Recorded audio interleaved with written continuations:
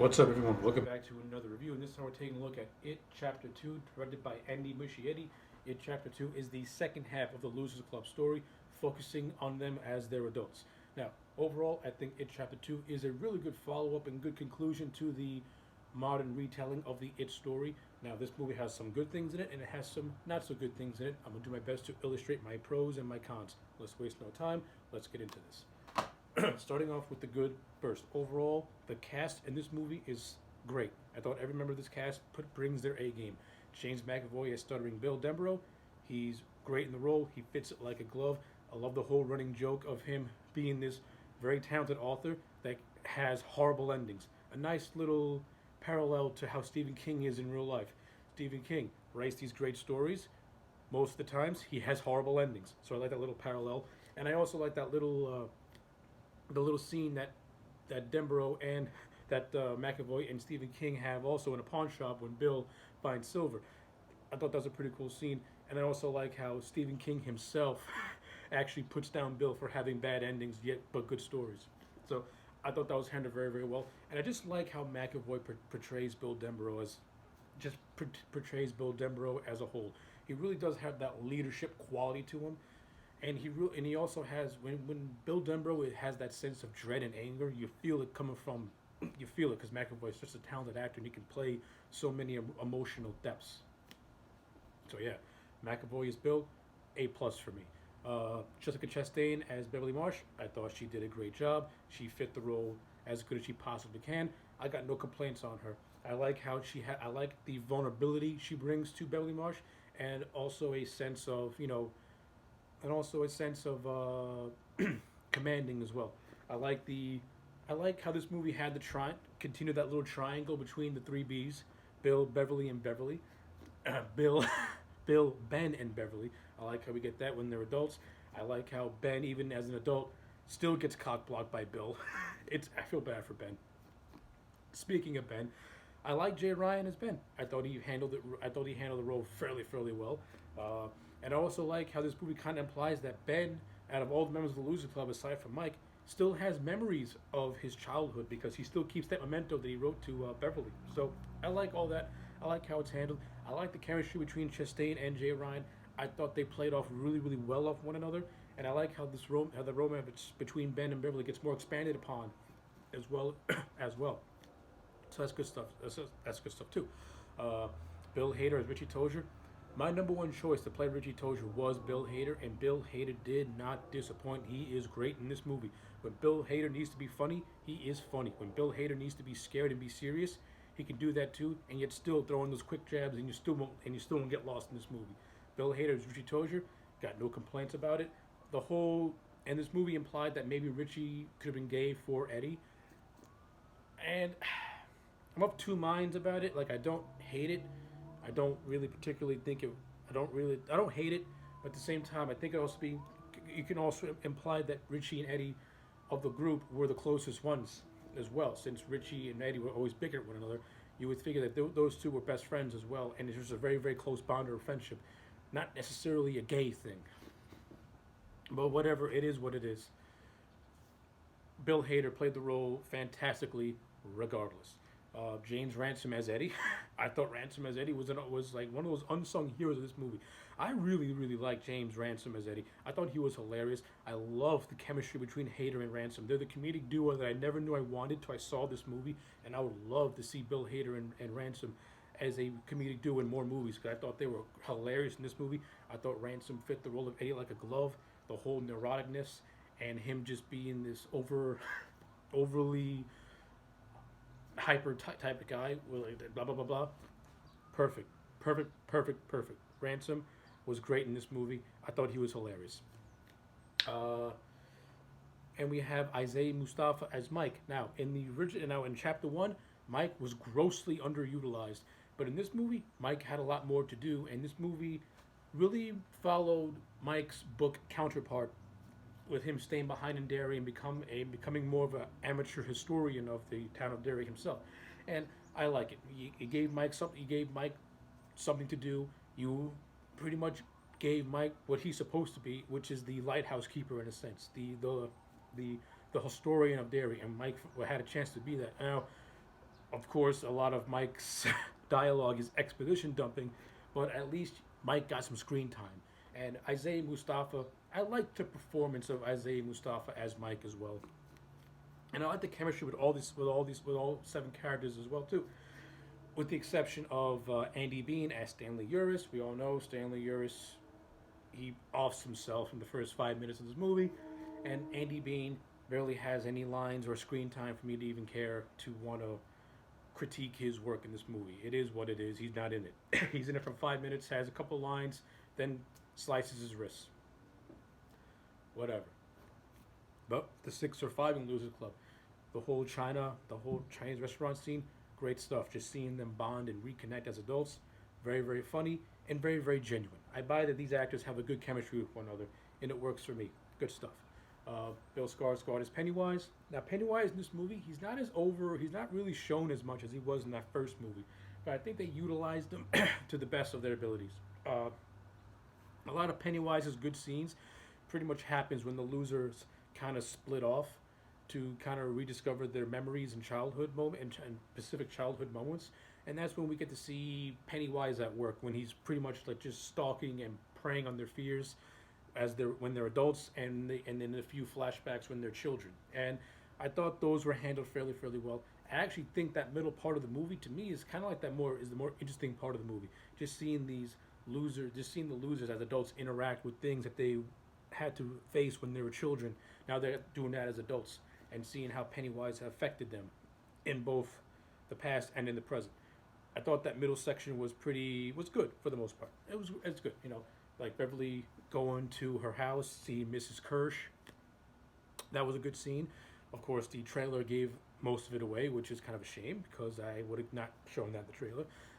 Richie going into this movie theater, having a flashback of him playing Street Fighter with somebody who ended up being Henry's cousin, and Henry pretty much berating Richie, calling him a little faggot and telling him to leave the theater. Then him going to the park and being attacked by the Paul Bunyan statue. And of course in this scene it's implied that Pennywise that knows that Richie's hiding the fact that he's secretly gay. So that stuff was okay too. The stuff with Ben and going to the school and rediscovering things, and then getting a flashback of Pennywise disguised as Beverly, pretty much stalking Ben, and getting a nice little nod to the TV miniseries with the "Kiss Me, Fat Boy." So that was cool stuff too. Eddie in the drugstore being attacked by it was cool. Was fun as well.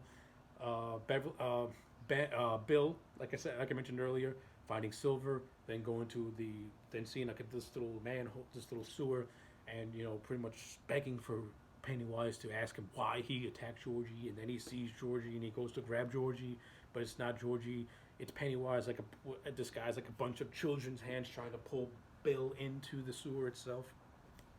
So this movie's got a lot of good scare moments in it, and it's got some good comedic bits to it.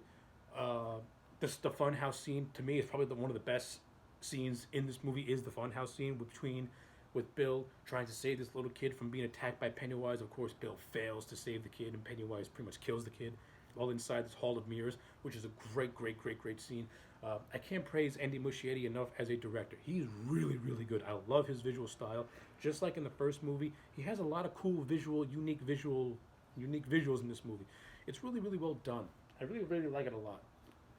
And like the first movie, I really enjoyed the cinematography of this movie as well. It's a good looking movie, a really good looking movie. The score is done great too. And I also like, from a story standpoint, how Pennywise gets awakened in modern times. Now, the whole prologue, we see a gay couple named Adrian Mellon and Don Haggerty be attacked by these homophobes. And that's what, of course, awakens it from his slumber. And I kind of like it because it plays into real life. Not everyone is accepting of, homophobic culture and gay culture and stuff like that. So you can't hide the fact that there's a lot of people who do not agree with it, and they will go to extreme length to terrorize these people. And this being the big event that awakens it, I like it.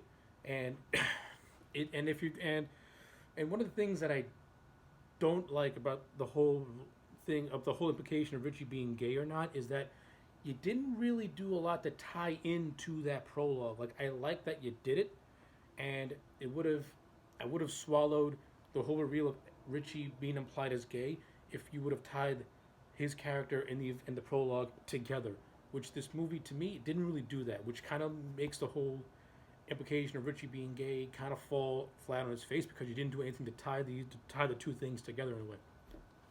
So I think that's one of the main reasons why I am not upset that they implied Richie was gay, but you didn't do much to really tie the two things together to make it more what's the word I'm looking for? Pleasable, I guess, whatever you want to call it, whatever. So yeah, those are my thoughts on that.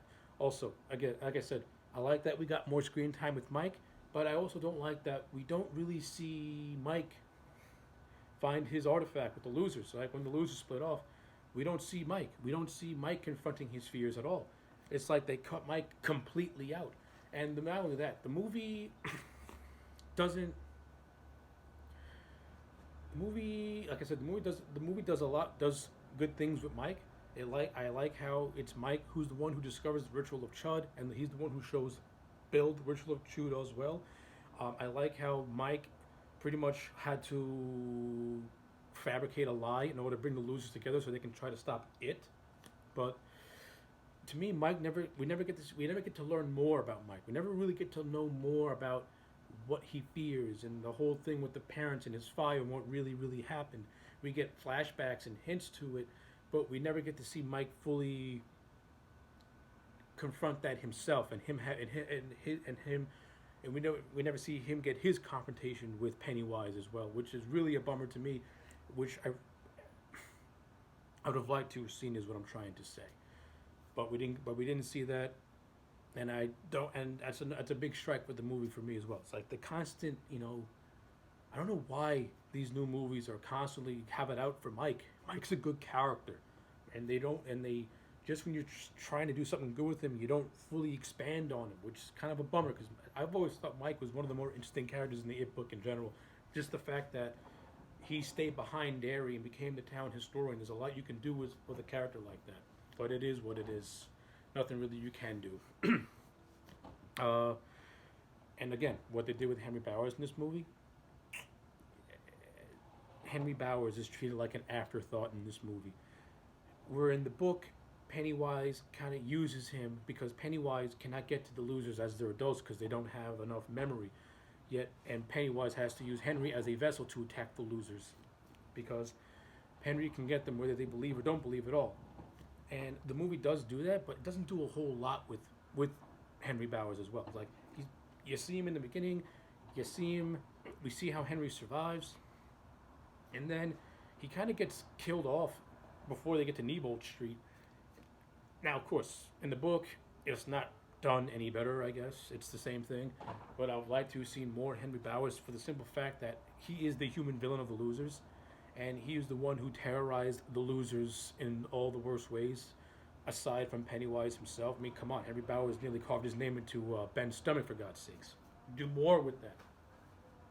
They didn't do a whole lot with Henry, and that's a bummer. But I do like how they didn't write off Mike. They actually kept Mike all the way in the end, and he was in the final battle. So even though the movie kind of redeemed itself with Mike, for me at least, because at least we have Mike in the final battle, as opposed to the book where he gets attacked by Henry, he's in the hospital clinging on to his life.